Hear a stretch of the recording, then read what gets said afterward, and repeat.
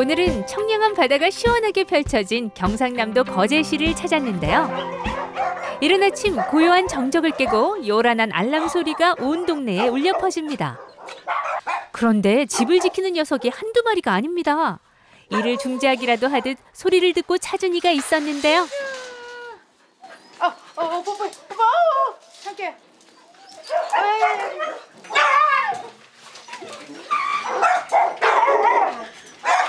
댕댕이들의 든든한 슈퍼우먼 박혜원 씨가 오늘의 주인공입니다. 여기 있는 강아지들 직접 다 기르시는 건가요?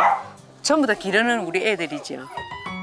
작은 소형견부터 대형견까지 개성 넘치는 강아지와 고양이 150여 마리가 이곳에서 함께 동고동락하고 있는데요. 하루도 조용할 날 없는 이 대식구에게도 특별한 사연이 있다고 합니다.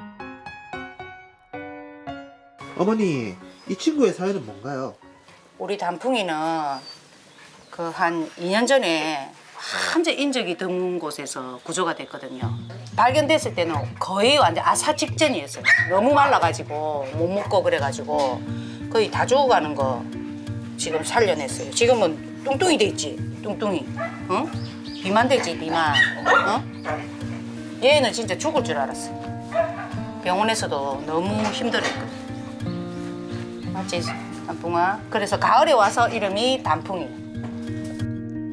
지금은 구조 당시의 모습을 찾아볼 수 없을 만큼 건강하네요. 아침부터 대식구를 챙기느라 한 차례 진땀을 뺀 혜원 씨가 다시 분주히 나갈 채비를 하는데요. 이번에 향한 곳 역시 또 다른 가족이 기다리고 있습니다. 이곳은 소형견과 중형견이 함께 살고 있는 쉐어하우스인 셈인데요. 한 공간에서 다 같이 키울 수 없어서 이렇게 공간을 분리해 보살피고 있다고 합니다. 가장 먼저 아침밥을 기다렸을 아이들을 위해 푸짐하게 밥상부터 차립니다.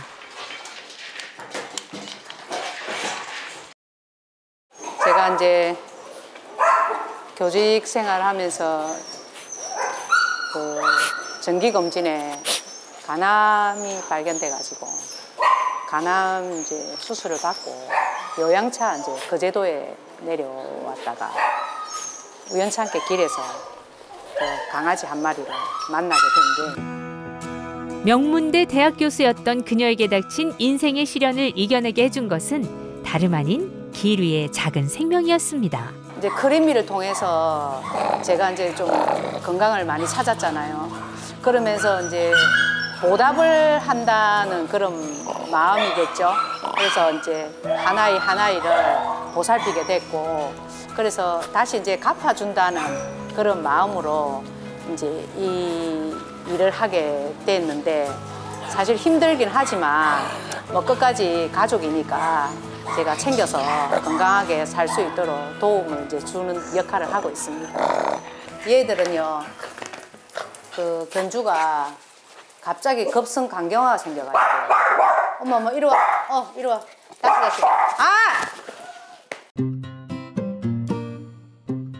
이제 한 달밖에 못 산다고 진단을 받아가지고 이 애를 맡길 데가 없어가지고 저한테 연락을 온 강아지들이거든요. 근데 제가 한번 간암에 걸려가지고 힘든 일을 겪었잖아요. 그래서 이제 그 마음이 너무 안타깝고, 그래서 제가 이 애들을 데리고 와서 이렇게 지금 키우고 있습니다. 저마다의 아픈 사연을 마음에 묻은 채 새로운 보금자리에 적응해가는 중입니다. 이 애는 아주 한적한 주택가에 캥거루처럼 서 있다는 제보가 들어와가지고 현장에 가니까 강아지가 없어. 그래서 포기를 하고 딱 돌아서려 하는데 구석에 이렇게 했고 이렇게 서 있는 거예요. 근데 보니까 이 다리가 완전히 두 개 다 부사졌어요. 그래서 이제 바로 병원에 가서 이제 완전히 롱다리거든요. 진짜 이쁘죠? 이제 날아다녀, 날아. 가족이라고 믿었던 이들에게 버림받은 상처는 다시 한번 사람에 의해 치유를 받기도 합니다. 하지만 반려인구 1500만 시대에 가려진 이면에는 매해 늘어나는 유기견에 대한 실태는 조명받지 못하고 있는 현실이 존재하는데요. 나이가 많아서 이제 버리는 경우도 있고, 버려졌는데 이제 교통사고를 당해가지고 다친 경우도 있고 한데 매일매일 보면은 꺼져가는 생명들이 너무 많아요. 그런데 그 꺼져가는 생명을 어떻게든 치료를 해서 보호를 하고 관리를 하는 사랑으로 우리가 이제 보호를 하는 입장에서 볼 때 곧 죽을 거다 했던 애들이 살아나서 저에게 또 그 기쁨을 주고 굉장한 큰 에너지나 그런 거를 많이 얻고 그 강아지들을 보면서 어떻게든 이제 좀 다시 새로운 마음을 가지고 열심히 이 애들을 보호하고 사랑으로 보살피다 보면 기적 같은 일도 일어날 수 있겠구나 하는 그런 생각을 가지고 매일매일 큰 보람을 가지고 살고 있습니다. 강아지 식구만 있는 것도 아닙니다. 이곳은 고양이들의 안식처인데요. 유기된 고양이들이 모여 생활하고 있습니다. 감독님 여기 한번 와보세요. 여기 한번 보세요. 오, 새끼 고양이네요. 네, 얘들 산에서 독수리한테 한 마리는 물려가고 세 마리 이제 구조돼가지고 그래갖고 저한테 왔어요. 이제 분유 먹여야 돼서. 씨. 이제 막 세상의 빛을 본 새끼 고양이 3마리가 구조됐습니다. 급한 대로 분유부터 물리는데요. 이렇게 많은 아이들을 케어하다 보면 힘드시지 않으신가요? 힘드는 게 문제가 아니고 죽을 것 같아요. 너무 힘들어서 24시간이 모자랄 정도로 이렇게 애들 케어해야 되니까 진짜 정신을 못 차리겠어요. 그럼에도 불구하고 이 일을 계속 하시는 이유가 뭔가요? 그러니까 어쩔 수 없잖아요.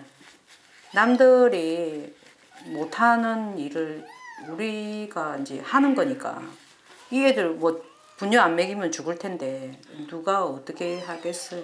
어쨌든 먼저 급하면 뭐 살려놓고 해야 되는 부분이라 좀 많이 힘들죠.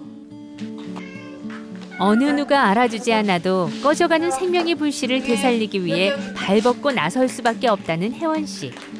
어느새 그녀와 함께하는 150마리의 고귀한 생명은 뗄래야 뗄 수 없는 한 가족이 되었습니다. 동물 때문에 제가 다시 살아난 그 인생이기 때문에 동물과 끝까지 갈 수 있겠죠. 그래서 좀 더 희망을 가지고 우리가 동물을 좀 사랑하고 행복한 그런 세상이 좀 됐으면 하는 진심의 바람입니다. 사랑하는 우리 강아지 고양이들아, 엄마가 늘 너희들한테 사랑을 준다고는 하지만 늘 바쁘고 부족하고 여러 가지 손길을 많이 못 줘서 엄마가 미안해. 앞으로도 건강하고 또 사이좋게 행복하게 살았으면 좋겠어. 그리고 먼저 무지개 다리를 건너간 우리 소중한 아가들아, 다음에 엄마 또 곧 만날 수 있으면 만나고 그동안 하늘나라에서 행복하게 지내고 있어. 사랑해. 눈물 나나. 어떡해. 유기견 크리미를 통해 기적처럼 되찾은 건강을 상처받은 강아지 고양이에게 돌려주는 삶을 살고 있는 혜원 씨. 앞으로도 건강하게 길 위의 수호천사가 되어주시길 바랍니다.